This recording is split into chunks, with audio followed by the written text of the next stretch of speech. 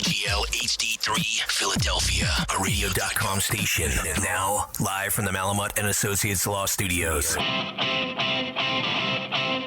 Welcome to Style Club Radio with Philadelphia's own Josh DeMarco, an international star who's reshaping the men's grooming business around the world. Men's grooming is more than just hair, right? It's you know, there's a great saying, and it's so simple, and it really is so simple. If you look good, you feel good, you do good. The co-host of Style Club Radio, it's Philly's superstar of design and self-proclaimed creator of tomorrow's unique style, Steve Sanchez. You know what I mean? So it's basically a head-to-toe look. So with your clothes, your hairstyle, the facial hair, however you like carry yourself, you know, it's your accessories, all of that kind of has to go together. This is Style Club Radio with Josh DeMarco, Steve Sanchez, Michelle Miller, and friends from around the fashion globe. Presented by True Beauty Concepts, one of Philadelphia's most iconic providers of everything style. And now, Style Club Radio. Style Club Radio. Hello, everybody. We're at Style Club Radio, and you know what, guys? You might not remember my voice. It's been a few weeks. Michelle and I have been out of town. Speaking of Michelle, hey, Michelle, how are you? Hi, I'm Welcome good. back. I'm excited to be back. And we were with our friend Steve, who's been holding it down while we've been gone. So Yes. round of applause. He's got his own personal radio show. Yeah, for 2 days. Yeah, that was pretty nice. Yeah, thanks. I still missed you guys, you know. And, you know, it's exciting for all of us to be back. It's like a reunion.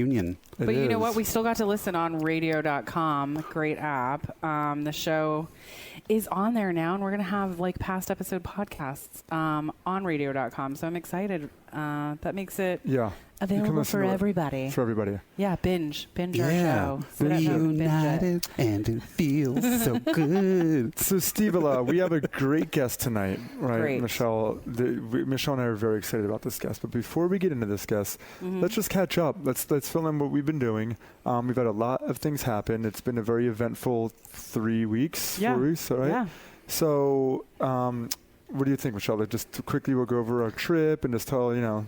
We went to the West Coast, and it's funny because I'm from the West Coast, so paying money to go back to do other things on the West Coast doesn't feel great to me. But we had good friends get married in a magical place called Big Sur, which is in Northern California. It's where the redwoods, these gigantic, beautiful trees, meet the Pacific Ocean on a coast, and it's something that I've never even thought of dreaming about. It was so like magical and different. And then we also spent time in San Francisco because that's like the largest city near Big Sur. And side note, we learned that you don't call it San Fran. Yeah, they hate that. Yeah. Makes you not cool there. It's either SF or San Francisco. Yeah, say it all or short all the way, or don't say anything. What about Dionne Warwick? Why? Do you know the way to San Jose? No, that's San Jose. Oh my God, wrong song. San Jose is it's an hour south. Yes. San Francisco. I like that. But maybe we could redo the song. Okay. Do you know The way to San Francisco. Yeah, I mean, or San Fran, and they'll be really mad. They'll be mad. They'll be hella mad. I didn't know that. That's their largest, that's like them saying John out there is saying hella or hecka. They're like, that's hella cool. That's hecka cool. Yeah. And it's funny. Everywhere we went, everyone was saying hella, hecka, hella, hecka. So Michelle and I thought it would be, it's different. It's been a while since I've been back. Yeah. We thought it would be a good idea to give, I'm making this up. I don't know if you thought it would be a good idea, but I think it's a good idea that we sit there and we give what we really thought of San Francisco. For everyone out there that's always wondering, I'm going to give you like a 20-second rendition of mine. Awesome city, great food, beautiful architecture, smells like pee, bad smells like pee. Everywhere you go smells like pee. Dirty, too many hills, awesome to visit. I would never go there. That is. I mean, I haven't been back in a long time. But for our listeners, because if they're thinking about going to San Francisco, I just told you everything you need to know. Just wear like a face mask, like one of those construction worker thingies. Just get ready to smell some unexpected pee. Yeah. Even when you're in the most beautiful, most expensive parts of San Francisco, knowing that it is like arguably one of the most expensive cities in the country now, one of the most visually beautiful cities, and then you're like next to a $5 million beautiful Victorian house, and then it smells like pee. Yeah. So let me ask you guys, so where did you guys go and you smell these common smells? I will tell you that we walked between 8 and 14 miles a day. We were all over the city. Josh and I are the same when we vacation. We like to like immerse ourselves in wherever we are, and we like to pack as many things into the day as humanly possible. So we were everywhere. We were everywhere. Yeah. Any highlights besides P? The architecture was bananas. Like the Victorian. Yeah, I mean, I was joking. It's beautiful, right? It's one of the most beautiful cities I've walked through, I think. You can tell that the gold rush happened there, that like a bunch of people came across a lot of unexpected money, and then they just splattered it onto their house in the most ornate decor possible. It was breathtaking. Yeah, and I'm sure a Really lot of it's like, breathtaking. I mean, it's a lot of handwork, I would assume, right? So much artisan craftsmanship. It was like woodworking and masonry and other forms of sculpture and painting, and like historic San Francisco is unreal. And it's on the most ridiculous, like this puts, guys, if you're listening, this puts Manayunk to shame. Like these hills are insane. Oh, I screamed in my Uber. We were like driving in an Uber, and we come to this hill, and it was so steep. It was. I was sitting in the back the back seat, and I actually let out a yell because it was so unexpected. Like a roller coaster. On like how steep we were going that I couldn't even control it. Yeah, I used to visit friends a lot there before. I lived there for a hot second, but when you go up and down, like I learned how to park. Like you have to actually parallel park on a street, like if you find a parking. Like a 90 degree It's crazy. slope. Yeah, it's crazy. And like you have to like make sure you get in there, and then you got to turn your wheel, and you got to make sure your brakes work. To the curb, just so you know. It's always into the curb. I grew up in Seattle, and Seattle's also hilly, and that was part of the driving test. How to park on a hill. Crazy. You know what? Another thing. Whatever the man's name was, or the gentleman that escaped from Alcatraz, they didn't survive. I'm just going to tell you right now. There's no way in hecka that they survived. That's not how you use hecka or hella. There's no way in hella that they survived. But I will tell you, there's 14 different species of shark, including great white, that swim around Alcatraz. Still to this day? To this day. And they're, it's ridiculous. And the water is hella cold. There you go. It's so cold. So I think, they definitely didn't survive. That's and like the a big current mystery is insane. So that was cool. Did they make it? The answer is no. Sourdough bread was cool. I mean, really, like all things that you're like sourdough breads from San Francisco, Ghirardelli chocolate, San Francisco. So it was cool. I mean, it was a cool city. Glad we saw it. Probably never go back again. Yeah, right. We will go back. That's rude. Yeah, we'll go back. But we're going to also go back to, what was it? Oh, you were going to say that we won an awesome award here at Dapper. I was going to go back to a week ago, is what I was going to say. Oh, okay. 2 weeks ago, when we won the award, we won Best of Style in Philly Style Magazine. I'm going to give you guys... Thank you. Cool cuts. Congratulations. And honestly, we are extremely proud and happy about it. I mean, it's a very big moment for us. I have a lot of really nice things to say about Philly Style Magazine because it's the first magazine I really read when I came to the city. Wait, one thing. I'm sorry to interrupt you, but I just want to say, like, how long have you been open now? Just about 9 months. Yeah, so listeners, I mean, seriously, that is a huge accomplishment. It's not like you've been here for like 10 years and you got it. 8 months open and you got it. Like, that's incredible. Right. And they were Congrats. actually the first publication to talk about the fact that we were coming. So that is... Yeah, they've supported us. They have their finger on the pulse of the city. Yeah. They do. So, guys, we're going to take a on. quick little break. This is Style Club Radio with Josh DeMarco, Steve Sanchez, and we'll be back right after this word with the editor-in-chief of Philly Style Magazine and our awesome friend Michelle Miller and the Kristin Detterline. We're back right after this. Woo.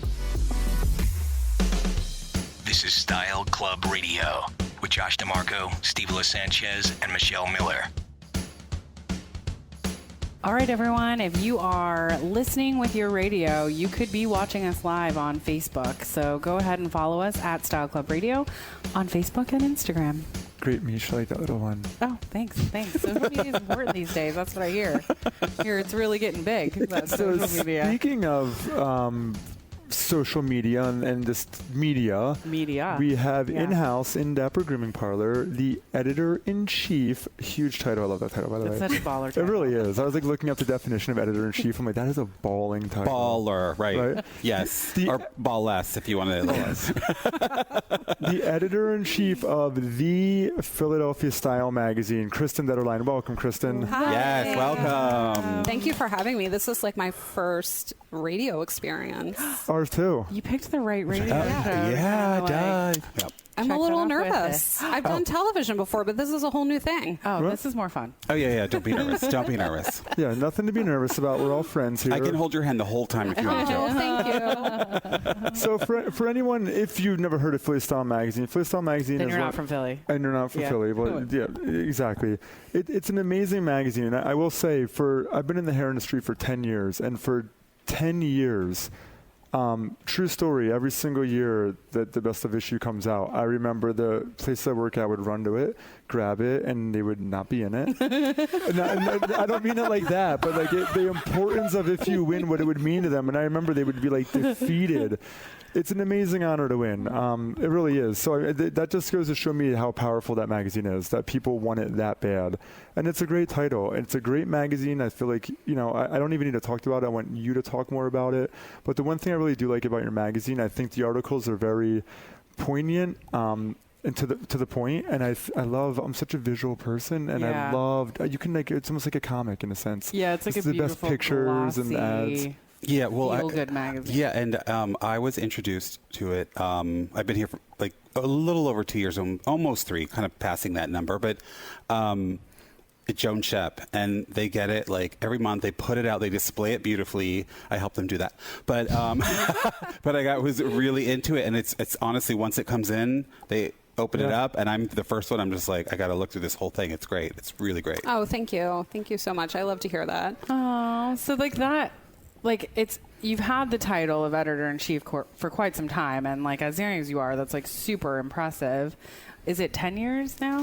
Well, I'm not that young anymore, but I'm coming up on my 10th anniversary in October. Oh my gosh. And it feels like it's been 50 years and like, a couple months all at the same time. And it's the 20th anniversary of the magazine, which is really exciting. So this has been, a milestone year for us on a number of fronts. And John Colabelli, our publisher, started the magazine had this idea to bring the concept of Philadelphia at a time when no one really thought Philadelphia had a lot of style. And it's just, I've been there for 10. He started at 20. It's just been so amazing, even in the last 5 years, as I'm sure you all can agree, to see the trajectory of what has happened. Yeah. And, the national and international attention that Philadelphia as a city for dining, for arts and culture, for urban spaces has garnered. It's exciting to feel like we're all a part of that. Yeah, absolutely. And I feel like you guys have done such an incredible job at like capturing what it feels like to be in Philly, what is cool about Philly, what is hip and trending and exciting about Philly, where a lot of other people around the country might gloss us over at some point, maybe not now in 2019, but when you were starting your journey 10 years ago, certainly glossing over us all the time, but you guys were still really focusing on why we were special, right? And I love that. Yeah, our mission has really been the same, unwavering over the last 20 years. Regional luxury lifestyle content, arts and culture and dining and all of our categories, travel and leisure, and really covering the people that make Philadelphia tick, which is one of my favorite things, the personalities, the people that we've had on the cover, the people we feature in the magazines, and the philanthropy piece that is such a big part of what happens here in Philadelphia, all the foundations, all the charity work that gets done. So I think that has been really our mindset from day one, and we've stayed the course, even though publishing has obviously been a fluctuating, challenging industry, and we've stayed the course, and I think that's been at least part of our success. Well, how that brings me to, you're from the area, correct? Like what got you to this path? Like, have you always known that you wanted to go into publishing, or like how did you get here to become the editor-in-chief? Well, I grew up in South Jersey, so I've always lived in the area, and I've never lived anywhere else. I've spent my whole career here, and I had majored in French in college. I thought I wanted to be a French teacher. I quickly realized there was no practical, real application for that, and then jumped over to journalism because I just really loved writing. And I went to Rowan University. Shout out Rowan. Thank you. And there's actually a lot of like influencers in the area that went to Rowan, so it's nice to see. It's a great school. That as well. It's also changed a lot in 10 years. Yeah, I know it really has. Yeah. And the president there is doing some really, really cool, innovative things. We just featured him in our men's issue. Oh, great. Yeah. Men's issue. Yeah, the men's issue. Wait, are you you're like, why was I in that one? No. Maybe I was, Steve, but how do you know that? Maybe you were. So what did you do before going to Philly Style? So you switched over to journalism. Like, what happens next? I had a series of internships. I interned at the Courier Post in South Jersey. I did the hard news thing. Oh, wow. That was a grind. Nice. And then I had interned for an online entertainment guide, which was really sort of a byproduct of these two scrappy guys that were doing web development. That was really like in the .com boom. And they had all of these hospitality clients. They built an online entertainment guide, and I interned there, and I graduated from Rowan on a Thursday. I had a full-time job there on a Monday, and it was sort of like a crash course in journalism. Wow. And I will say that a lot of the writers that I work with today at Philadelphia Style, I worked with then in the early days of my career. So it's been so exciting to stay around and have these long work relationships with people as well. It's like a work family. I think that's amazing. Yeah. That's wonderful. I have a question though. You are the person, and for Philadelphia Style magazine, I think it's pretty amazing, and kudos to you. And do you, for the listeners, do you have a style icon? Do you have somebody that you just kind of look up to, or somebody that inspires you? I guess my Instagram feed would probably reflect all the people that I love: Kate Moss, Claudia Schiffer, those '90s supermodels. Yes, they're just so iconic. Yep. I think they're so beautiful because they don't reflect all of what's happened in sort of the beauty space with the gratuitous plastic surgery, and their features are their features, right. And they were beautiful in their own ways, and they don't all have sort of these commonalities like all of the beautiful people that we see today. And I think that's they have flaws, and they were just gorgeous human beings, and so I really love them. Different. Yeah, and I feel and I feel like the less. 90s. I don't think they'll ever be replaced. Right. No, everybody's a Bratz doll now. They just take what a Bratz doll was, and they either pump it or pimp it. They pump their face up there, their head gets bigger. When I think of iconic beauty moments, I think of the George Michael Freedom video, the supermodels, the glam, they were just beautiful. Yeah. Oh my gosh, I used to put on headphones like I have right now, and I would dance in the room, pretend I was Naomi Campbell. You just did a move that you need to see. So go to Facebook and watch this man. You need to see that. And his Teenage Mutant Ninja Turtle pants. You guys I'm a Teenage Mutant Ninja Turtle. A fashion. So, turtle. Kristin, how do you? One of the common themes that we like to talk about, people that have kind of come from humbler beginnings or have worked their way up to the top. So you start out, you tell us your inspiration and what you look up to and whatnot. But how did you go from having this job to now being at this role? Was it as simple as you climbed the ladder? No, I think a big part of my story, and I'm open about sharing it, and we do intern boot camp, and I love to tell my interns, there's going to be great times, but there's going to be a lot of challenging times. And I lost my job when the economy tanked in the Great Recession, and this wonderful job that I had working for this great entertainment guide, and I was going to events and kind of carving out my career, and all of a sudden just one day it ended. The interns took my job. I was out of work for 9 months. I had a series of, I won't even share some of the jobs that I had, but just I still keep my unemployment card in my desk, because I think it was, there's sort of moments that resonate with you through your career. Absolutely. And that was one of them. It was very humbling. I remember I was out of work from January to October when I started at Philly Style.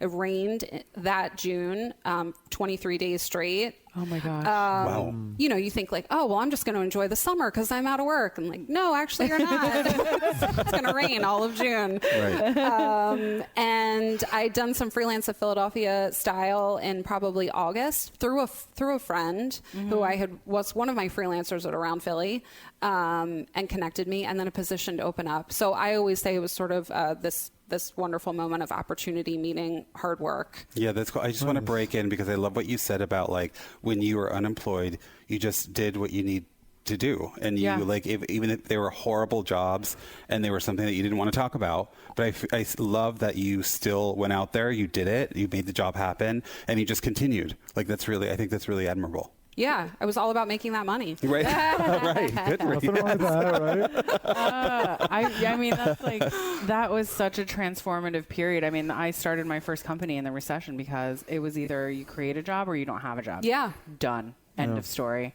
I worked It's in also- fashion. yeah. Everything fell apart. You And know? that was also the same time because we had just met, and that's when I decided to go to hair school. Yeah, that's I was right. not- It's funny. So the three of us, really, our Transitional whole times. trajectory of our careers of where we are now started because the economy fell. And Yeah, so see, it wasn't that bad, the economy crash. And look what happened to us.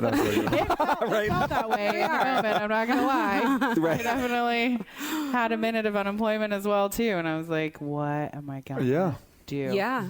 So, what was the role that you started off with at Philly Style when you began your role there? Deputy editor. Okay. So I was working under the editor-in-chief at the time, and she had just moved to D.C., and she was editor-in-chief of both magazines. To this day, I still have no idea how she ran both magazines, two totally different markets.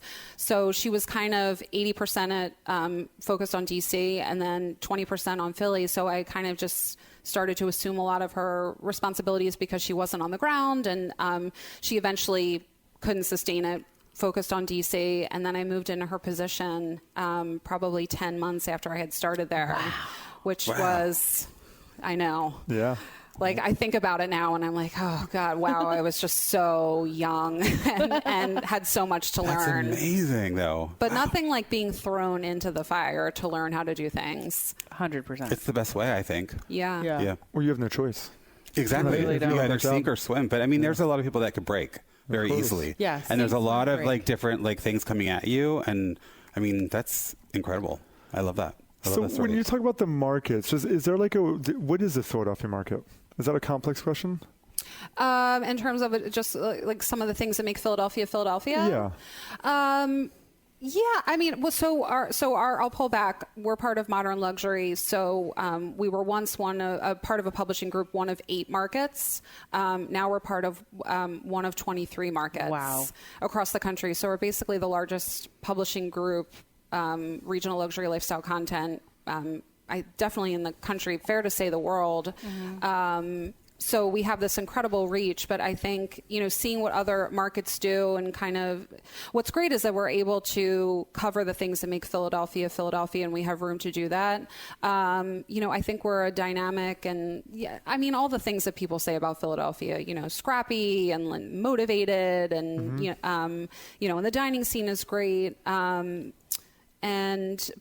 from our end, there's also a lot of wealth. There's a lot of luxury experiences here. And I think with all of the national and international attention, like we're seeing with the Four Seasons opening is such a great example of it's so symbolic of the transformation that Philadelphia is going through and that there's money and affluence and influence here in Philadelphia.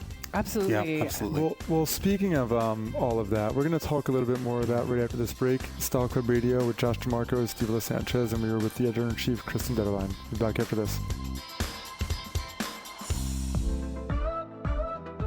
Now back to Style Club Radio with Josh DeMarco, Steve Sanchez, and Michelle Miller. And we are back on Style Club Radio. We are sitting here talking with Kristin Detterline, the editor-in-chief of Philly Style Magazine. Hello, Kristin. Hello again. And guys, we just went on break talking about the demographic of Philadelphia.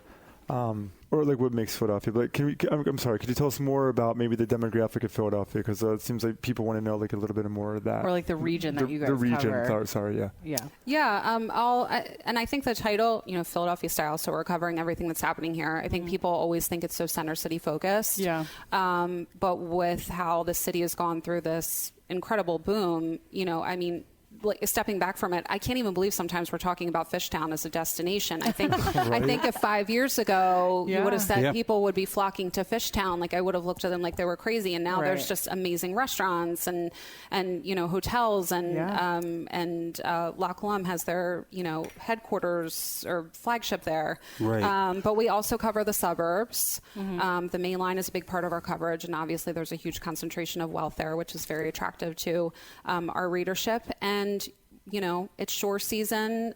We like to think of the shore as one of our sister cities, sort of an extension of Philadelphia for the entertainment and luxury experiences there. So Atlantic City and Avalon, Stone Harbor, all of those places that all of us Philadelphians are traveling to in the summer is definitely a part of our coverage.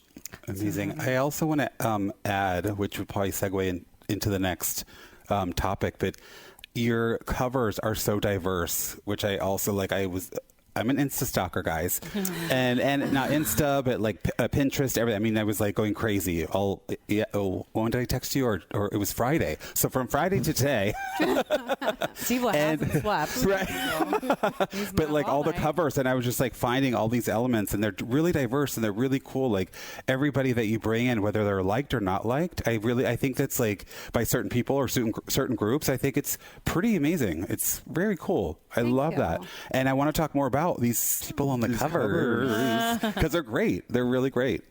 I've had people ask me in the past about. I think the diversity conversation is really prevalent, with what's happening in journalism and just making sure you're representative of everyone. And I've had people say in the past, what has been your strategy? And I feel like we've just been really reflecting what's been happening in Philadelphia from the very beginning. So it's been very easy to have a diverse assortment of personalities on our covers, and I'm really proud of that. I think that's just been, again, kind of just really focusing on the core of Philadelphia and Philadelphians. And there's so many Philadelphians doing like amazing things out in the world, and celebrities, Right. even fashion designers. So many people are from around here. Hopefully I'll get a cover one day. I know, as I'm looking at Mandy Moore, I can see Steven out there. right, like leaning on, right, like, hey. So I mean, like everybody wants to know, and by everybody I mean me. Any great stories you have about any cover people or anyone? Don't give names, but let's get like a little juicy. Anything wild happen? We've had a couple. We've had a couple that have, we still talk about in the office over the years for behavior at events or, being difficult to work with. But I will say one of my favorite personalities that we've ever had on the cover was in 2010. We had Kerry Washington on the cover. Oh my God, I love her. Yeah. She totally lived up to, this was pre-scandal. She had been in town to film a movie in Germantown. I interviewed her on the phone. She was like so lovely. And I think it was sort of before she had her breakout moment. Scandal, I think, was her breakout moment, but she had done a number of movies. And we always, in addition to her being here filming, asked, have you been to Philadelphia? And she had said she had come here as a little girl with her family to the Penn Relays. And that was something that they did as a family. And really just through talking to her, we found that out. That's sweet. I actually was at that party, your cover party. Yeah, with the film festival. Yep. John, I had produced all the events for the film festival that year, and John had called me. John Colbelli is the publisher and founder of Philly Style magazine, to get, as always, some Eagles players to show up. Been my niche for 10 years, apparently. I'm like, Eagles players? I'll somehow finagle my way to invite them. That like is your job. Every time there's Eagles players, they reach out to we have Eagles players? Like, that's it. And also, it goes beyond celebrities to covers, because I've noticed there's also artists that you guys mentioned, and one of my favorite covers. I mean, all your covers are amazing, but my favorite was Peter Max. Oh, so many people love that and cover. I just love his history. I'm a fan, so I just love his history and all the art that he's done throughout the years. And I mean, that was a really cool cover, and it showed the Liberty Bell and his artistic value. And then there's been like others where I think you did, like, there was an artist that had the American flag. Yeah. And there's a photo of you online and you're holding it open. Yeah, I love that. That was the Peter Max cover. He commissioned.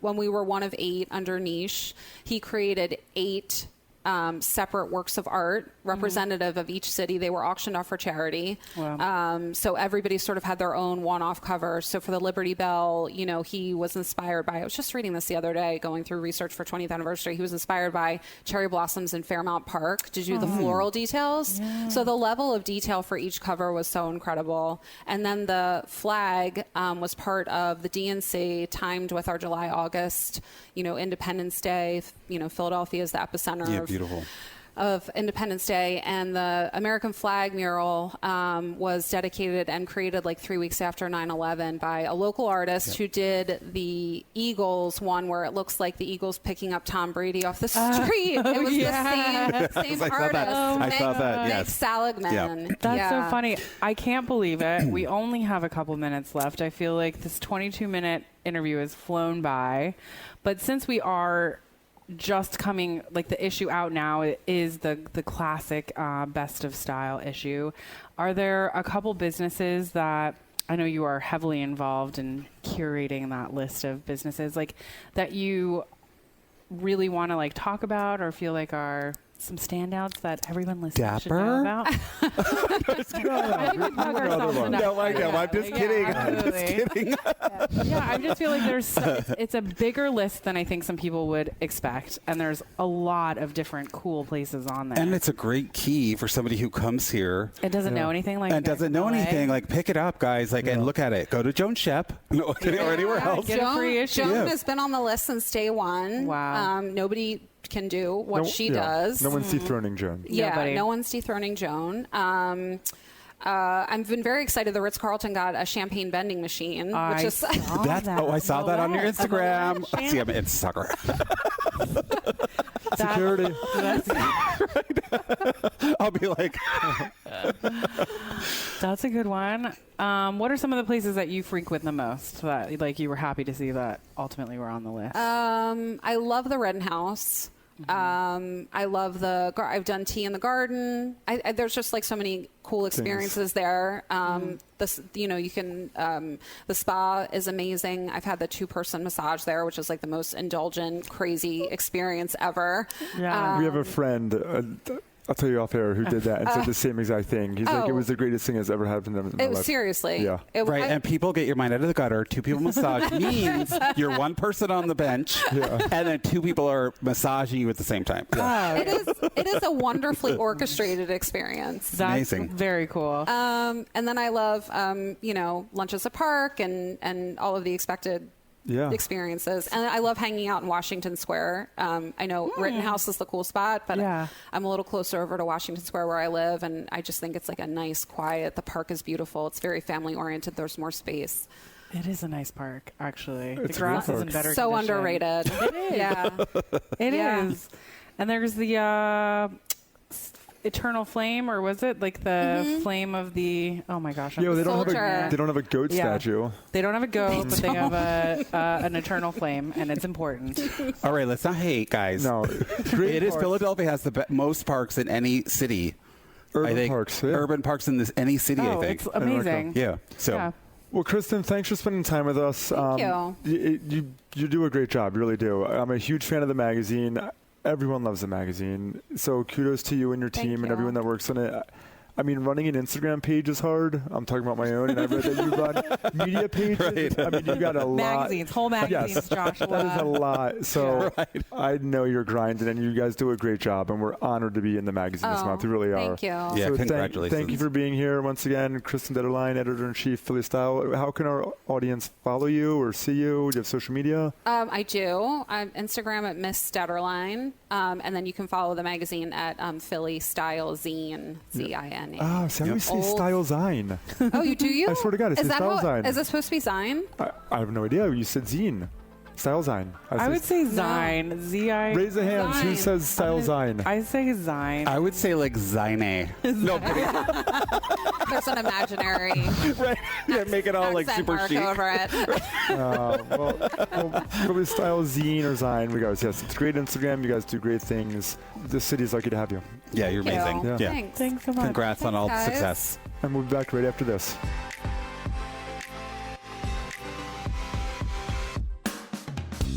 This is Style Club Radio with Josh DeMarco, Steve Sanchez, and Michelle Miller. All right, welcome back, everyone. Just another reminder, my favorite reminder. If you are listening to us, you could be watching us at Style Club Radio on Facebook and Instagram. Yeah. And where can you do that? At Style Club Radio on Facebook and Instagram. Yes, exactly. So Kristin had said something that kind of resonated with me about how much Philadelphia is really transitioning and growing right now. 7 years ago, I left a salon to move to another salon at 18th and the Jason Matthews salon. Chestnut, yeah. Chestnut, 18th and Chestnut. And I will never forget people telling me that I was making the biggest career mistake in my life because Chestnut Street is a POS street and there is nothing there and there goes your career. And now, I mean, this is probably one of the best blocks in the city. In the city. And that's a small period of time. And Chestnut has been solid for a while. So Philadelphia, a lot of things are coming and a lot of things have happened. One thing that people don't like to talk about is one of the reasons why I believe the city is doing so well is because wonderful Comcast. Yeah. And speaking of Comcast, Michelle and I were lucky enough that we got to go to a little friends and family dinner this weekend at the new Four Seasons and Vernick Fish. And I think we just want to tell you guys a little bit about that because do yourself a favor on August 12th, get in line and go in that building. It is probably the most beautiful thing you've ever seen in your life. Yeah, the Four Seasons Hotel and all the restaurants and bars within it and the spa and the rooms themselves all open on August 12th, which is really exciting because this property is being celebrated on an international level. It's absolutely gorgeous and it's in conjunction with Comcast. Yeah, I saw that you posted a Insta story, and it was really stunning. I mean, it's gorgeous. I felt like I was like in Tom Ford's home. Like you kind of mentioned, there was like beautiful orchids everywhere, and they were red or pink and purple, and the like mirror and everything. Pretty amazing. Pretty amazing. Yeah. So yeah, just get out there and see it. I can talk about this all day long. It's a beautiful spot. That's my tip. Go see the Comcast building. But speaking of tips, just the tip. Thanks. Yeah, we want a real tip from someone that knows more about fashion and style than me, which is crazy and hard to believe. Oh well, thank you. Yeah. You're like, thank you. Right. Steve, give us your just a tip of the week because it's been way too long since I've heard one, and I love your tip of the week. All right. So this is kind of more of like some styling tips, and there's 3, and I'll make it quick. And Kristin, if you're still on, right? You can say hi. Yeah. So I mean, you can concur or not, but there are 3 that I felt that were important just to help you kind of look a little, I don't know, a little fresh, a little modern. One is pair a dressy bottom, even for men and women. Dressy bottom. Right. A fancy bottom. No, a dressy bottom, like a trouser, a sequin skirt, a leather bottom with something casual, like the juxtaposition, just something easy, like just a wash down, easy T-shirt, right? I think it's simple. I just went to a wedding, wore a sequin skirt with a T-shirt. There you go. You're on it. You're on it.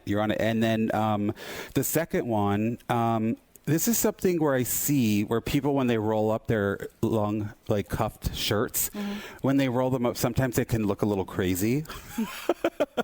So I think it's important. So there's a button that's on the little placket from the cuff. That button you should leave buttoned, and it's called the gauntlet button. And so when you roll your shirt, it actually makes like a really nice cuff. And then you can kind of fluff it, and you can actually pull the cuff out. So it gives you a little more attitude, and it looks cool. And even if you're just wearing a white shirt and jeans, it just makes it look a little edgier and modern and effortless. Yes, I like that a lot. And then the last one that I think is important is, in my opinion, like if you're going somewhere dressy, which I think is very important, you want to look your best, don't rely on trends. Rely on silhouette that you think that that looks good on you, that you're going to feel comfortable in, that you're going to wear and feel confident. Men and women both. You know, pick a great silhouette of a suit that you love, and women, a great silhouette of a dress. I think that's, you know, some people try to like, oh, I have to be like extra, and it's like, no. Agree. Do you agree? Right? Totally agree. Right, Yeah. right. So that's my just tip. Well, I like, hey, the side note, I have such a pet peeve with guys that roll their sleeves like that, so it's funny you say that. It drives me nuts when, like, one's, like, bunched up and one's hanging in Me too. the gauntlet. Me too. Never heard. I'm just very, very, like, OCD. Yeah. So the gauntlet is that on the placket, there's that one button, so you just roll it. I like that and you can use get, the placket as if we all know what a placket is. Okay. So a placket is like a placket of your shirt, like down the front, a button-up shirt. Okay. So there's usually a little one with like So on it's the cuff, off the extra cuff, bit of fabric. right off the cuff of the shirt, and there's like a little opening, and there's a tiny button that closes it. Yeah. So you could actually like you leave that closed, Not and always, then you but- roll. yeah. Well, if it's like not a well-made shirt. Yeah. Actually, it's true. I was thinking Shade. Shade. Oh my God, I need an umbrella. Well, Steve Steve will Alon. We always missed have you, Steve all Alon. the tips, Thanks. all the good tips, and all the big fashion words. Yeah, so guys, we have a lot of awesome guests coming up. You know, we're back, so we're going to give you guys some great shows. We have a lot to look forward to. It's going to be an exciting It's summer. going to be a really exciting, end of summer and going into fall. I mean, I'm pumped for it. A lot going on. The Comcast building is opening, the Four Seasons, which is going to be huge for the city. Mm-hmm. Tell them it's going to be huge for the city. It's going to be huge. Thank you. I mean, it's going to be huge. It is. And you Yeah. know what? If you feel like you're excited by the show and that you'd like to figure out ways for your company to be involved with what we're doing or want to get on our radar for us to chat about you can always go to the website, styleclubradio.com. There's contact forms. Like, we want to hear from you. You can reach out to us on social media, but Yeah. like, it's an exciting time. Yes. In Philadelphia. Yes, I On can't. business. I mean, I hope it like changes soon, where it's not so humid and rains all the time. But I still love the city. I'm not giving it up for anything. So Yeah. no Yeah. complaints except for like that. Yeah, one sec. It's good. All right, guys. Well, thanks for joining us. Thanks to Kristin Detterline, Philly Style Magazine. Go get the latest issue, The Best of Style. Mandy Moore, awesome cover. Amazing. Steve Alon, Michelle, good to see you guys. Yes, Oh, we're great to see back. you. We're Yeah. back. All right, we'll see you next week. Bye, everybody. Bye. All right, bye. This program is a paid commercial announcement and in no way represents the views of WPHT or its management.